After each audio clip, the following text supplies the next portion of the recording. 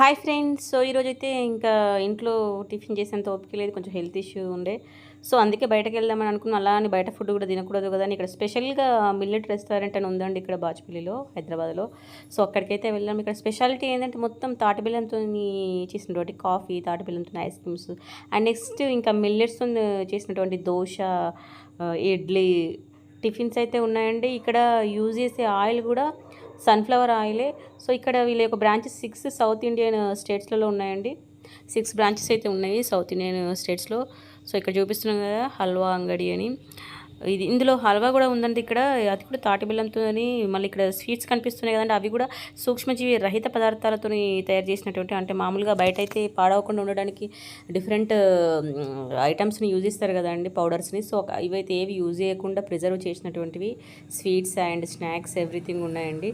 So చూడండి ఇక్కడ tiffin అయితే ఇంకా ఇడ్లీలు విస్తారాకులలో తీసుకొచ్చారు, డొప్పల్లో విస్తారాకులో పెట్టారు.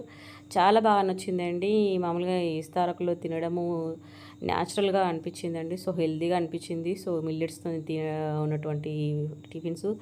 So okay, bye friends.